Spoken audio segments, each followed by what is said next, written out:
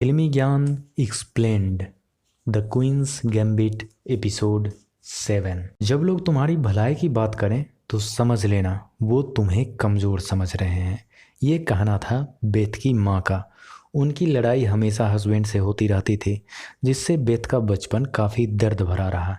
आज भी पिता ने मदद करने से इनकार कर दिया। ये तो रही पुरानी बात। अभी देखते हैं इनके घर पर कौन आया है। टेन टेन, ये वही लड़की है जो अनाथालय में बेथ के साथ थी। वो सैवल की खबर लेकर आई है। सैवल की मृत्यु हो गई है।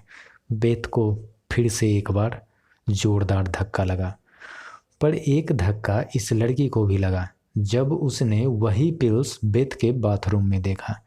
बेथ अपनी लाइफ से परेशान थी, हमेशा शराब पीते रहना। इससे छुटकारा पाने के लिए वो रसिया जाना चाहते थे, पर रसिया भी दूर है। यहाँ इन दोनों के बीच कई पुरानी बातों पर बात किया गया। फ्यूचर के सपनों पर भी ढेर सारी चर्चाएं हुई। फिर दोनों सैवल के फ्यूनरल में पहुंचे, पर जल्द ही वहां से निकलकर अपने अनाथालय चले गए, जहां सैवल के साथ बैठकर चेस खेलती थी। जब वहां पहुंचती है तो शॉक्ड रह जाती है। वहां बेथ की हर अचीवमेंट चिपकी हुई है। बेथ का लेटर, मैगजीन की तस्वीर, न्यूज़पेपर की कटिंग, हर चीज़ वहाँ पर चिपकाई हुई है। बेथ के साथ जो सैवल का तस्वीर था वो भी वहाँ पर चिपकाया गया है। बेथ काफ़ी इमोशनल हो जाती है, उनको याद करके फूट फूट कर रोने लगती है। पर जिंदगी को भी आगे बढ़ाना है। चर्च वालों ने कम्युनिस्ट के खिलाफ स्टेटमेंट देने को कहा। बेथ ने सीधा सीधा मना कर दिया। अब बेथ को फंड कौन करेगा, रसिया जाने के पैसे कौन देगा। वहाँ टूर्नामेंट भी काफ़ी नज़दीक है। बेनी को कॉल लगाती है। बेनी इन पर ही चिल्लाने लगते हैं कि तुमने उस ट्रस्ट वाले को मना काहे कर दिया। अब मेरे पास भी पैसे नहीं हैं, मैं भी तुम्हारी मदद नहीं कर पाऊँगा। कोई भी इनकी मदद नहीं करते हैं, ना कोई फेडरेशन, ना ही कोई इंसान। और फिर स्क्वैश खेलते वक्त इस लड़की ने कहा, मैं तुम्हें पैसे दूंगी। बेथ ने कहा, तुम्हें भी ज़रूरत है, तुम मुझे पैसे मत दो। वो बोली, कोई बात नहीं, तुम जीतोगी तो लौटा देना। बेथ ने कहा, यदि मैं हार गई तो? उसने कहा, तो भी कोई दुख नहीं होगा। तुम क्या सोचती हो, सिर्फ सैवल तुम्हारा इंतज़ार करते थे या फिर तुमको याद करते थे? मैंने भी हर वो न्यूज़पेपर और मैगज़ीन खरीदी है जिसमें तुम्हारी तस्वीर छपी हुई थी। फाइनली काम हो गया। मैडम रसिया चल पड़ी।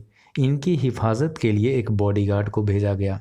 वो बोला, रसिया में खतरा है, तुम हमेशा सतर्क रहना, किसी से ज़्यादा बात मत करना, कॉल नहीं उठाना, मेरे अलावा कोई भी आए तो दरवाज़ा मत खोलना, समझी ना? मैडम रसिया पहुंच गई, ऑर्केस्ट्रा देखने गई। अब तक तो सब ठीक लग रहा था, पर गड़बड़ तो अब शुरू होने वाली थी। पहला मैच जो शुरू हो गया था, कमेंटेटर बेथ की बुराई किए जा रहे थे कि सब ग्रैंड मास्टर से मैच है, बेथ तो बच्ची है, ये कहाँ से जीतने वाली है। इसमें सिर्फ ये अलग है कि ये एक लड़की है, वो भी अमेरिका के लिए खास है। यहाँ तो पहले से लड़की चैंपियन बन चुकी है। ये बात अलग है कि वो लड़कों के साथ कभी नहीं खेली, लेकिन चैंपियन तो है ना। ये सारी बकवास चल ही रही थी कि बेथ पहला मैच जीत गई। कमेंटेटर बोल रहा, भाई साहब ने इनको हल्के में ले लिया, इसलिए हार गए। सभी डिनर पर मिले। बेथ को पता ही नहीं रसियन क्या और कैसे खाते हैं, पर कोई नहीं, अगला मैच भी जीत गई। बेथ सारे मैच सबसे पहले ही जीत जाती। अपोनेंट को कुछ समझ ही नहीं आता कि ये हो क्या रहा है। ऑटोग्राफ वालों की भीड़ लगने लगी, तालियों से स्वागत होने लगी। फिर एक ऐसे शख्स से मैच हुआ जो इनके पैदा होने से पहले वर्ल्ड चैंपियन बन चुके थे। मैच कई घंटों तक चला, पर ख़त्म नहीं हुआ। फिर अगले दिन यही मैच होना था। अंकल जी बोर्गोव से बेथ को हराने के गुर सीख रहे थे। कुछ काम नहीं आया, वो जल्द ही हार गए। उन्होंने बेथ की काफ़ी तारीफ की, इनको अजूबा तक कह दिया। 20 साल की उम्र में इतना टैलेंट इन्होंने पहले कभी नहीं देखा था। इसके बाद तो बेथ नेशनल क्रश बन गई। पर अभी ज़्यादा खुशी मनाने का वक्त नहीं। अगला मैच बोर्गोव से जो है। इनको माँ की याद आ रही। ये सोच नहीं पा रही थी कि माँ ने जानबूझकर गाड़ी का एक्सीडेंट क्यों करवाया था, पर अब जवाब थोड़े ही मिलने वाला था। मैच शुरू होने वाली थी। सबकी नज़र इस मैच पर थी। सबसे मज़े की बात यह कि दोनों नेचर के विपरीत गेम खेल रहे थे। पूरा शहर, सारे दिग्गज इस खेल का आनंद ले रहे थे, पर बोर्गोव ने एडजर्न बोल दिया। बेथ चौंक गई। आप भी चौंक गए होंगे, पर ज़्यादा मत सोचिए, मैच कल यहीं से स्टार्ट होगा। एक बार फिर पुराने दोस्त मिलने आ गए। हर बार बोर्गोव के वक्त ही ये सब क्यों आते हैं? बच्ची फिर कहीं डिस्ट्रैक्ट ना हो जाए। इनको दवाई दारू लेने का भी मन करने लगा, पर इस लड़के ने ठीक काम किया, वो ये सब लेने नहीं दिया इनको। उधर बेथ के सारे पुराने दोस्त मैच को देख रहे थे। सबने मिलकर बेथ को कॉल किया। वो क्वीन को आज़ाद रखने की सलाह दी, कई तरकीब भी बताई, ये करे तो वो करना, वो करे तो ये करना। मैच फिर से स्टार्ट हो चुका था। सभी दिल थाम कर मैच देख रहे हैं। पासा बोर्गोव की तरफ ज़्यादा दिख रहा था। दोस्तों के बताए तरकीब काम नहीं कर रहे थे। तब इन्होंने बचपन के प्यार को याद किया। सभी ऊपर देखने लगे, आखिर ऊपर है क्या? पर किसको क्या दिखने वाला था? ये तो बेथ की बचपन की आदत थी। फिर बेथ ने कई कमाल की चाल चली। बोर्गोव पहली बार ड्रॉ का ऑफर दिए।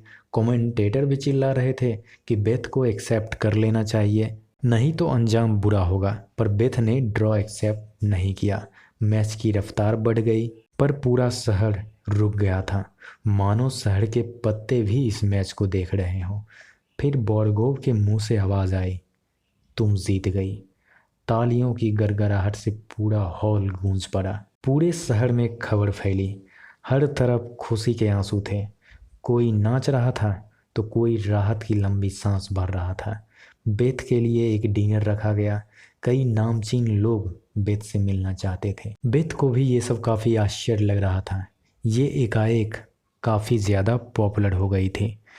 ये जब जहाँ स्ट्रीट चेस हो रहा था वहाँ से गुजरती है, वहाँ सब लोग इनको हाथ मिलाकर इनका स्वागत करते हैं। 20 साल की उम्र में बेथ ने वो कर दिखाया जो शायद एक सपना ही था, कि सोवियत को उनके ही खेल में हराना। तो यही थी मर्दों के खेल में चैंपियन बनने वाली एलिजाबेथ हार्मन की मोटिवेशनल कहानी। आपको यह वेब सीरीज़ की एक्सप्लेनेशन कैसी लगी, इनकी कहानी कैसी लगी, उसके बारे में कमेंट में बता सकते हैं। और आगे किस वेब सीरीज़ या मूवी का एक्सप्लेनेशन चाहते हैं उसके बारे में भी कमेंट में ज़रूर बताएं। चलिए मिलते हैं अगले एक्सप्लेनेशन में, तब तक के लिए गुड बाय। ख्याल रखिए आप सब अपना। Biographical, science fictional, historical, educational, motivational, inspirational movie या वेब सीरीज का एक्सप्लेनेशन हर रविवार। तो इस चैनल के साथ रहिए बरकरार, आपकी ज़िंदगी में तरक्की होते रहे बारंबार।